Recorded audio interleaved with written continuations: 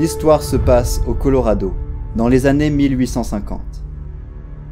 Un dénommé Coldbrick est mort. L'emplacement de son trésor est encore inconnu, mais 500 000 $ ont de quoi attiser la soif de plus d'un homme dans ces terres arides.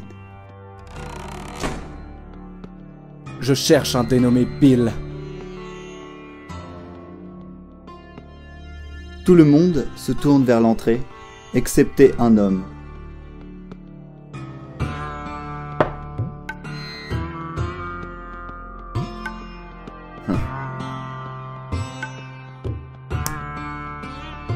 Cinq gaillards se lèvent, armés, prêts à tirer sur le cavalier blanc. Mais celui-ci se jette en avant et 3 autres hommes débarquent dans le saloon pour brûler la cervelle des 5 précédents. Le cavalier blanc tire dans la jambe de Bill qui s'effondre et il s'approche de lui pour lui arracher la clé qui pend à son cou. Ce serait une grave erreur de me tuer. La clé que tu viens de me prendre n'ouvre pas le fameux coffre de Coldbrick, mais elle ouvre un autre coffre, qui lui contient la vraie clé. On dirait que tu vas être forcé de me garder en vie, Charles.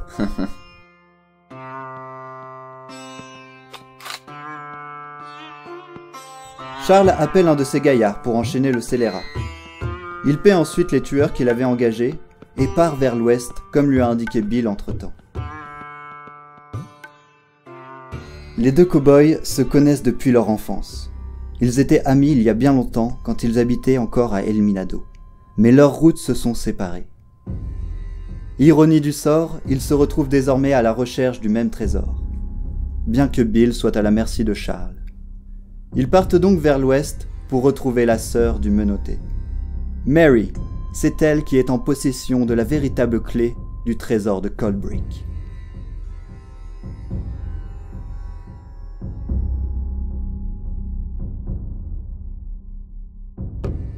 Mary, c'est moi, ouvre! Tu vas descendre de ta monture et libérer mon frère. Ensuite tu resteras les mains bien en l'air. Au moindre geste suspect, je te descends.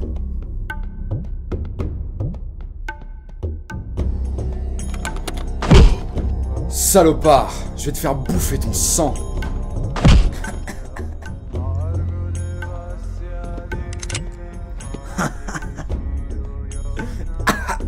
Qu'est-ce qui te fait rire, salopard?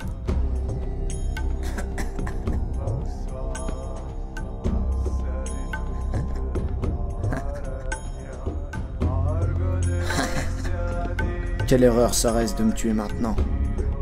Le coffre contenant les 500 000 $, je l'ai déjà récupéré et je l'ai bien entendu caché. Il me manque seulement la clé. Il y a 2 éléments nécessaires pour accéder aux 500 000. Le coffre et la clé du coffre. Il se trouve qu'à vous 2 vous gardez la clé, et qu'à moi seul je possède le coffre.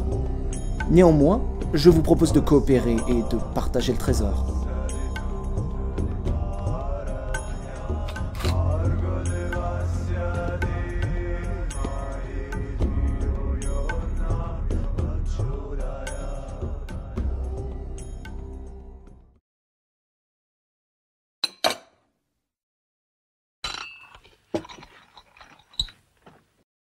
Je me demandais, pourquoi te déplaces-tu à dos de girafe? Quand je n'étais encore qu'un môme, mon père tenait un ranch. Un beau jour, il me fit monter sur son plus beau canasson, mais je n'avais absolument aucun équilibre. Après maintes tentatives, mon père, que j'avais semble-t-il déshonoré, en conclut que je ne devrais plus jamais monter à cheval. L'histoire aurait pu s'arrêter là, mais ayant pris les paroles de mon père au premier degré, je me suis surpassé. Je suis tombé des dizaines, que dis-je, des centaines de fois, pour arriver à dompter non pas un cheval, mais une monture d'une autre envergure.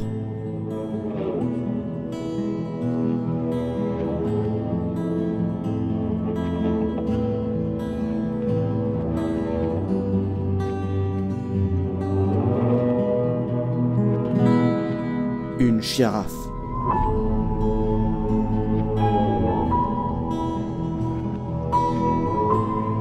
Baptisé Okavango, cette girafe est devenue la monture légendaire du cavalier blanc. Symbolisant sa hargne et sa grandeur, bon nombre de malfrats craignent désormais le célèbre Charles Stanley.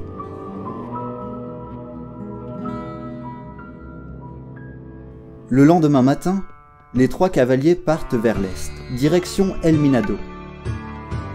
En chemin, le groupe fait une escale pour se sustenter. Malheureusement, ils sont pris au piège par des chasseurs de primes, qui les emmènent directement à Delgado.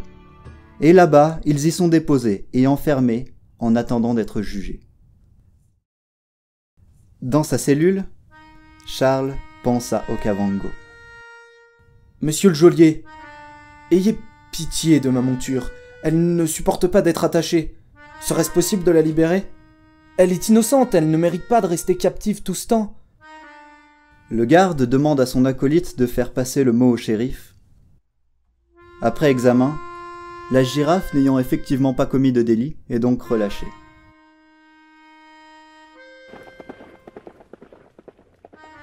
Charles, maintenant soulagé, reste calme et continue d'attendre.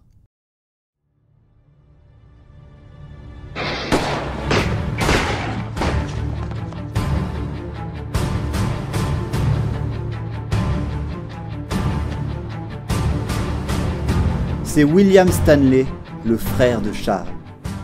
Bien heureux de te retrouver en vie, frangin. J'ai été averti par Okavango. Elle était seule. Je me suis douté que tu avais des ennuis.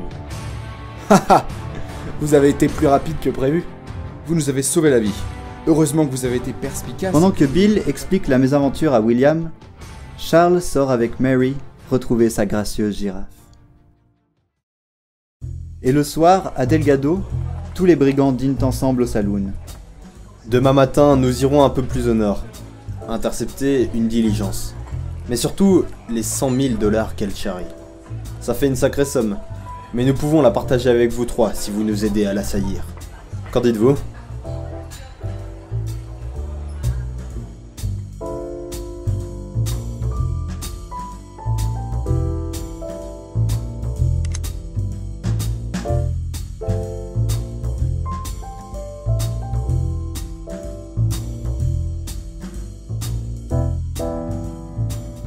C'est bien gentil de ta part, mon frère, mais nous nous voyons dans l'obligation de refuser ta proposition.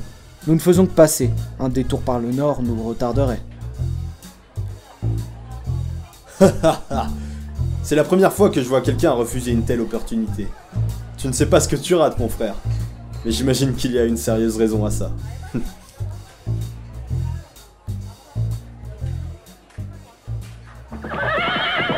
Le lendemain, les 3 cavaliers saluent leur sauveur qui s'en vont amasser les 100 000 $.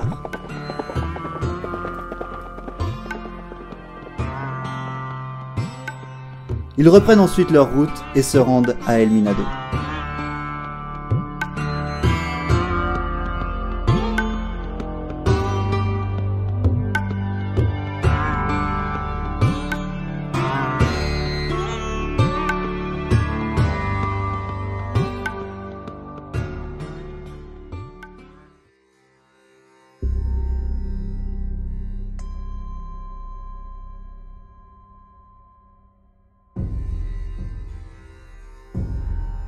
Sous la menace de Bill, Charles les emmène devant l'ancienne maison de son grand-père. C'est ici que le coffre est caché. Auparavant, les 2 amis jouaient ensemble à cet endroit quand ils n'étaient encore que des enfants. Mais l'heure n'est pas au souvenir. C'est désormais l'avarice qui anime le cœur de ces hommes.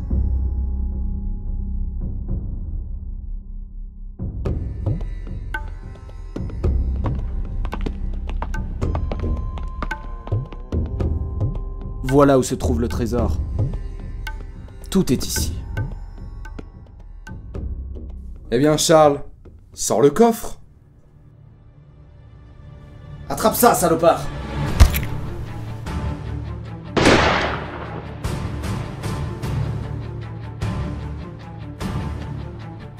Tu sais, Mary, 500 000 $ c'est bien trop fatigant à partager en 3.